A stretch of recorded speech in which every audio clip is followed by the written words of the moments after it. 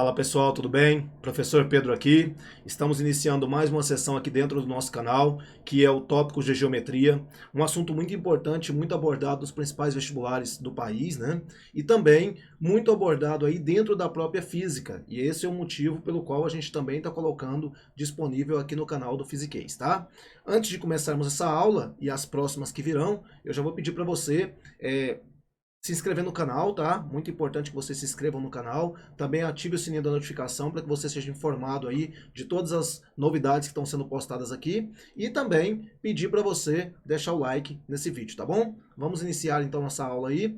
Vou pedir para vocês então acompanharem aí desde a primeira aula para vocês pegarem todo um roteiro aí sobre esses tópicos de geometria que tanto são abordados nos principais vestibulares, tá bom? Vamos lá então. Olha só, a gente vai falar nessa primeira aula aqui sobre a introdução à geometria. Então, o que acontece, né? Desde épocas remotas, o homem busca compreender o ambiente que o cerca, bem como os objetos que compõem esse universo. Dessa busca em estabelecer classes, padrões, nasce a geometria plana e o seu desenvolvimento até os dias atuais. Então a gente vai perceber que o homem ele tenta classificar, né, as formas, tenta dar conjuntos maiores e tenta estabelecer regras para determinadas formas. Então a geometria ela vem para tentar estudar isso e para tentar classificar as figuras, né, e tudo que nos cerca aí no nosso dia a dia. Então olha só. Primeiro a gente vai falar um pouquinho sobre esses tópicos iniciais de geometria. Então o assunto inicial aqui seria dizer o que é uma reta, uma semirreta e um segmento de reta, tá bom? Então olha só, o que seria uma reta, né? As retas são figuras geométricas primitivas formadas por conjuntos de pontos. Então na verdade a reta são pontos que estão alinhados, né? Considerando que retas são linhas que não fazem curvas. Elas são infinitas e ilimitadas. Dessa forma, deve-se possuir setas para os dois lados, indicando que possuem comprimento infinito. Então, a representação de uma reta, pessoal, é dada da seguinte maneira. Eu coloco uma linha, né, com seta para os dois lados e marco dois pontos. Esses dois pontos vão permitir classificar e dar nome a essa reta, né? Então, aqui eu tenho uma reta AB representada com esses duas setinhas, com essa linha com duas setinhas apontando para a direita e para a esquerda, tá bom? Então é assim que a gente representa uma reta. Infinita para os dois lados, né? Conjunto de pontos aqui, né? Sem espaços entre eles. E aí você vai ter aqui, ó, a representação de para a direita e para a esquerda nesse caso aqui, tá bom? Bom, o que seria uma semirreta? Uma semirreta é uma parte dessa reta. Então eu pego aquela reta e faço um corte nela e estabeleço o que é uma semirreta. Sobre uma reta qualquer, desenho os pontos A e B de modo que A faça um corte na reta. Ou seja, tá vendo aqui, ó, eu tinha uma reta que tinha sequência aqui, eu fui lá e simplesmente seccionei essa reta AB e vou começar de A. Então nesse caso, essa é uma semirreta. E essa semirreta apresentada é a semirreta AB, tá bom? Poderia também ter feito corte no B, pessoal. Se eu tivesse feito corte no B, o que aconteceria? Agora eu teria outra semirreta, só que iniciando em B. Então, nesse caso, eu teria uma semirreta BA. Então, na verdade, o primeiro ponto onde ocorre a nossa secção é justamente o ponto que a gente vai determinar como sendo a primeira letra apresentando o nome da nossa semirreta, tá bom?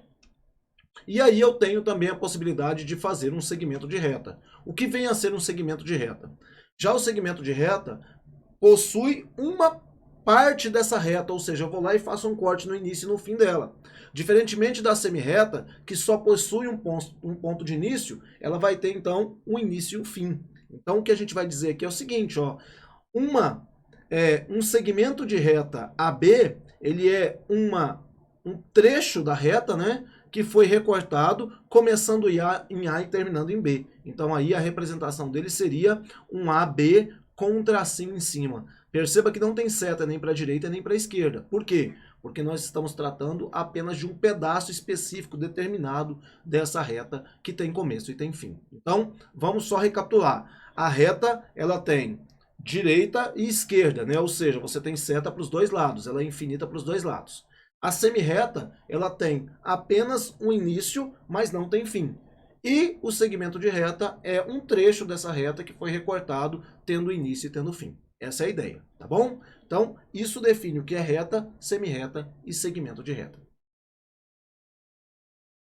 Quais são as definições que são importantes para a gente aqui? Quais são as palavras que a gente vai usar muito aqui enquanto a gente estiver trabalhando com a questão da geometria, né? Principalmente a geometria plana. Que são segmentos congruentes. Os segmentos congruentes são ditos congruentes quando eles têm o mesmo tamanho, a mesma medida, tá bom? Então, isso é ser um segmento congruente. Ser congruente, então, é ter o mesmo valor numérico em termos de tamanho, tá bom? Para cada segmento. Ponto médio de um segmento. Professor, o que é um ponto médio? Pessoal, o ponto médio nada mais é do que, depois que eu defino um segmento de reta qualquer, o ponto médio é justamente o ponto que vai ser equidistante do ponto A e do ponto B ao mesmo tempo. Em outras palavras, eu vou fazer aqui, ó, de modo que os dois fiquem com o mesmo tamanho. Em outras palavras, o segmento AM, ele vai ser congruente ao segmento MB. Ou seja, os dois vão apresentar o mesmo valor numérico. O tamanho do AM é igual ao tamanho do MB, tá bom? Então isso é estabelecer um ponto médio, é escolher um ponto específico que vai dividir exatamente ao meio o meu segmento de reta, tá bom? E o que é a mediatriz de um segmento, pessoal? A mediatriz de um segmento nada mais é do que uma reta que vai ser perpendicular a um segmento de reta e que vai tocar esse segmento de reta exatamente no seu ponto médio. Ixi, professor, o que é isso? Primeiro, vamos estabelecer o que é perpendicular, né? Perpendicular, pessoal, é formar 90 graus. Sempre que você ouvir aí a palavrinha perpendicular, você já tem que lembrar que ele vai formar 90 graus, tá? Então, ser uma mediatriz de um segmento nada mais é do que cortar exatamente sobre o ponto médio esse segmento, formando um ângulo de 90 graus. Essa aqui, pessoal, esse quadradinho aqui, ó, representa um ângulo de 90 graus, tá bom? Então, ser uma mediatriz de um segmento é ser uma reta, aqui eu posso dar nome para essa reta, né? Vou chamar essa de reta R, e essa reta R, então ela vai cortar exatamente tocando, interceptando o segmento AB no seu ponto médio e formando um ângulo de 90 graus. Então essa reta aqui, ela é a mediatriz do meu segmento AB, tá bom? Então eu posso dizer que a reta R é mediatriz do meu segmento AB. Pronto. Agora, a gente vai falar um pouquinho sobre os ângulos, porque assim, na verdade a gente fala de reta, semirreta e segmento de reta, né, para poder definir, e depois a gente vai começar a falar sobre a abertura entre essas retas, semirretas ou segmentos de reta. O que seria então um ângulo? Os ângulos são as regiões planas limitadas por duas semirretas de mesma origem, pessoal. Então o que eu vou falar aqui para vocês é o seguinte: esse ângulo alfa que está representado em azul aí, nada mais é do que o tamanho da medida da abertura dos dois segmentos de reta estabelecidos, né? Então aqui eu tenho na verdade duas semirretas, né? Quem são essas semirretas? OA e OB, né? Então essas daqui são duas semirretas.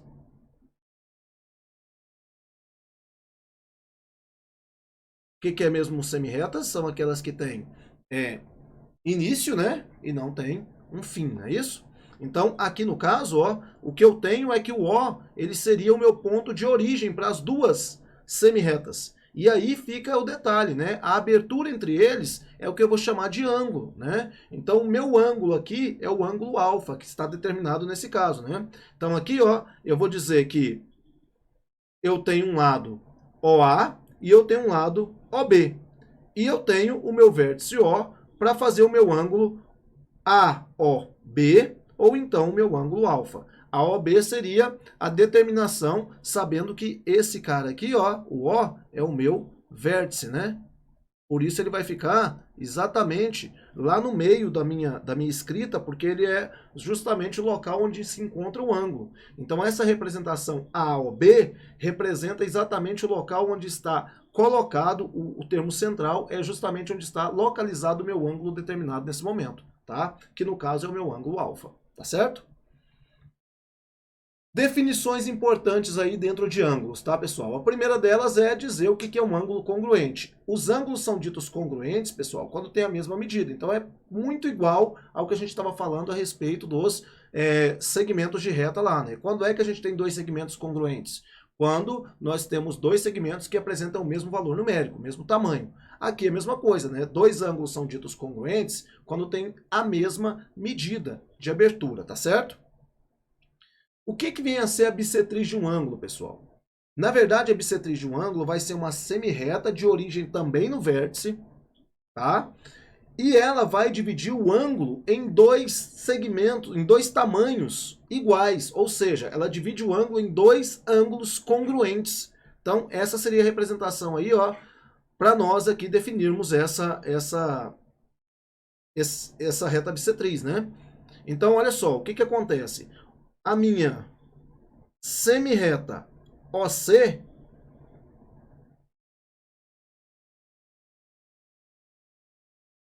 a semirreta OC é bissetriz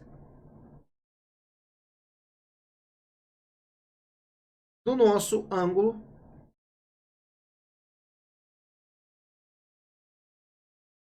AOB,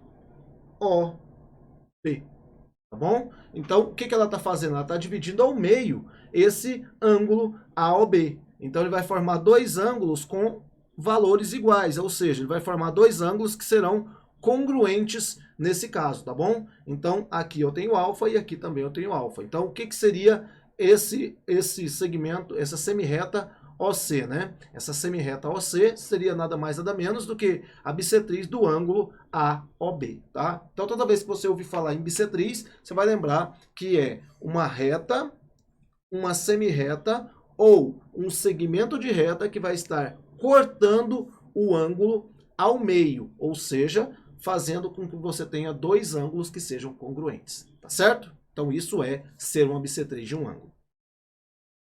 Unidades de medida dos ângulos, pessoal. A gente tem duas unidades de medida muito utilizadas, o grau e o radiano, tá? O que seria o grau? O grau é a medida de uma volta, né? Quando você tem 360 partes, tá? Então, o grau seria uma dessas 360 partes de uma volta completa. Então, sempre que eu tenho grau, eu sei que para dar uma volta completa eu preciso de 360 graus, tá? Quais são os múltiplos e os submúltiplos do nosso grau, né? Na verdade, a gente vai encontrar aqui os submúltiplos. Os nossos submúltiplos aqui seriam o minuto e o segundo. Como assim, professor, o minuto e o segundo? Eu entendo que minuto e segundo está relacionado com o relógio. Olha só, pessoal, importante isso aqui, hein? A ideia é que o sistema continua sendo hexagesimal, ou seja, com 60 de 60 em 60 você formando uma outra unidade. Então, o que acontece? Eu tenho que um grau, né? Se eu quiser formar um grau, eu preciso de 60 minutos. E se eu quiser formar um minuto, eu vou precisar de 60 segundos. Então, na verdade, quando eu falo em grau, eu estou falando num conjunto formado por 60 partes de minuto, tá? E também tenho aí o que é o segundo, né? O segundo seria 60 unidades de segundo faria um grau, uma unidade de minuto, tá certo? Então lembre-se, você tem o grau, o minuto e o segundo para poder estabelecer um determinado ângulo, tá? Então essa seria a medida de grau. Agora, o que vem a ser o radiano? Pessoal, o radiano é o que é trabalhado como sistema internacional, tá? Então, no sistema internacional de medidas, a medida de ângulo é radiano. A medida de uma volta completa em radianos é 2π, tá? E um radiano é a medida do ângulo central de uma circunferência, cuja medida do arco correspondente é igual à medida do raio da circunferência. Como assim, professor? Se você imagina uma circunferência aqui, ó, o que seria o arco? O arco é esse pedaço aqui que a gente vai destacar, ó. Se esse tamanho aqui, ó, se esse tamanho desse arco, vou chamar aqui de A, vou chamar aqui de B, e vou falar que esse arco AB, se eu esticar ele e fizer a medida desse arco AB, se essa medida for numericamente igual ao tamanho do raio, eu vou dizer que esse ângulo formado aqui, ó, tem 1 radiano, tá bom? Essa é a ideia. Então, o radiano seria a medida do arco sendo igual à medida do raio de uma circunferência qualquer. Isso é ser um radiano. Mas o que é importante para a gente aqui nesse momento? Pessoal, o mais importante é conseguir saber interpretar cada exercício a partir dos valores dados em graus ou em radianos, tá? Então, nesse momento, o que é importante? Saber converter, né? Como que eu vou converter grau para radiano e como que eu vou converter radiano para grau? Muito simples. A regra é sempre a mesma, pessoal. O que eu vou fazer aqui? Eu vou estabelecer que se 360 graus é uma volta completa em graus e essa mesma volta completa, uma volta, né? Ela é estabelecida com 2π radianos. Então, se eu pegar esse conjunto e dividir por 2 dos dois lados, eu vou ter o seguinte, eu vou ter que 180 graus equivale a π radianos. Então, agora, pessoal, com essa unidade aqui, ó, eu consigo fazer qualquer transformação. Quer ver? Se eu tenho 30 graus e eu quero passar para radianos, como é que eu vou fazer, então? Bem simples. Eu vou pegar aqui, ó, e vou fazer a regrinha de 3. Se eu tenho que 180 graus equivalem a π radianos, então significa que 30 graus equivalem a x. Vou poder simplificar aqui, né? Aqui vai ficar 6 e aqui vai ficar 1. E aí eu vou multiplicar cruzado. Então vai ficar 6x igual a π. Então x vai ser igual a π sobre 6, o quê? Radianos, tá? Então, significa que se eu tenho 30 graus equivalem a π sobre 6 radianos. Ah, professor, o número não ficou tão bom. Pessoal, não se importe com isso, tá? É muito importante que vocês saibam fazer essa transformação e deixar em forma de fração mesmo, não tem problema. Agora, vamos pensar assim, ó, quanto que vale π sobre 4 radianos? Em graus. Bom, para fazer isso eu vou usar a mesma estratégia. De novo, 180 graus está para π radianos. Então, x vai estar para π sobre 4, né? Π sobre 4 radianos.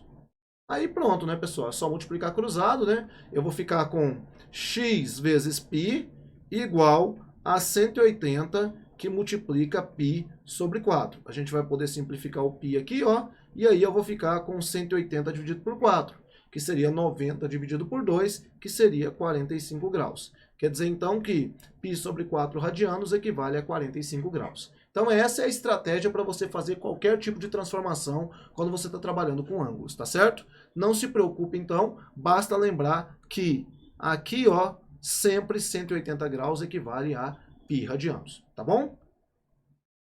Classificação dos ângulos. Pessoal, os ângulos eles podem ser classificados de acordo com o tamanho desse alfa. Então, a abertura que vai classificar o ângulo. Então, olha só. Se o alfa for 0, significa que o ângulo é nulo. Em outras palavras, uma reta ou um segmento de reta ou uma semi-reta estará exatamente sobre a outra. Tá bom? Então, nesse caso, se eu tivesse o alfa igual a 0, eu teria um ângulo nulo. Em outras palavras, a minha semi-reta AO, OA no caso, né, estaria justamente sobreposta em cima da minha semi-reta OB, tá certo? Agora, se o ângulo formado alfa estiver entre 0 e 90, eu vou classificar esse ângulo como um ângulo agudo, certo? Se o alfa, pessoal, se o ângulo entre essas duas semi-retas aí, elas estiverem formando 90 graus, eu vou falar que o ângulo lá é um ângulo reto. Se estiver entre 90 e 180, o ângulo vai ser um ângulo obtuso. E se for um ângulo de 180 graus, eu vou ter um ângulo raso. Lembrando que esse ângulo raso a gente vai usar demais, tá, gente? O que seria o ângulo raso? Eu tenho aqui o O, né? Aqui eu vou ter o A e aqui eu vou ter o B. O ângulo raso seria exatamente essa meia volta aqui, né? Então aqui daria 180 graus. Um outro ângulo que a gente vai usar muito também é o ângulo de 90 graus, né? Então aqui eu teria o vértice O, aqui eu teria o ponto A, aqui eu teria o ponto B, e aí o ângulo formado entre os dois seria de 90 graus, eu teria um ângulo reto. Então o ângulo raso e o ângulo reto, a gente precisa ficar muito atentos a ele. Entre o 90 e 180, se você encontrar algum valor aí dentro dele, você vai fazer um ângulo chamado de obtuso. E entre 0 e 90 você vai ter um ângulo do tipo agudo, tá? Então aqui, só destacando, esse ângulo aqui vai ser um ângulo reto. E esse de baixo aqui vai ser um ângulo raso, tá bom? A gente vai usar muito a estratégia de trabalhar com esse ângulo raso e esse ângulo reto em muitos exercícios de agora para frente, tá certo? Classificação dos ângulos ainda. O que é ser um ângulo complementar, pessoal? Um ângulo complementar, na verdade, ele é um ângulo que adicionado a outro resulta 90 graus. Olha só o que eu estou querendo dizer para vocês. No caso aqui, ó, quando eu faço o alfa mais o beta, se esses dois ângulos somados dão 90 graus, então eu vou dizer que esse par de ângulos, eles são ângulos complementares, tá certo? Então, o que são ângulos complementares? São aqueles ângulos em que a soma resulta 90 graus, tá? É o par de ângulos cuja soma resulta 90 graus. E o que são ângulos suplementares? Bom, aí fica tranquilo da gente imaginar, né? Os ângulos suplementares são aqueles cuja soma, né, o par de ângulos cuja soma resulta 180 graus. Então, quando eu faço alfa mais beta, nesse caso aqui, ó, eu vou encontrar um ângulo igual a 180 graus. Então, ser complementar é fazer com que o par de ângulos somados seja 90. Ser suplementar é fazer com que o par de ângulos somados seja igual a 180 graus. Tá bom? Não podemos esquecer isso, porque essas palavrinhas complementares e suplementares estão presentes em muitos enunciados de questões. Então fiquem atentos a isso, tá certo? Pessoal, quero agradecer demais a atenção de vocês nessa primeira aulinha aqui, inicial dos tópicos relacionados à geometria. Gostaria de fazer o convite para que você, que não é inscrito no canal, se inscrever no canal, né, para poder ter mais do conteúdo. Também pedir para você ativar o sininho das notificações para ser avisado sempre, né, de novidades que a gente tem aqui. E, claro, né, pedir para vocês seguir a gente lá na rede social, no @physiqueisgo, tá bom? Valeu demais, continue assistindo as aulas, grande abraço, tchau, tchau.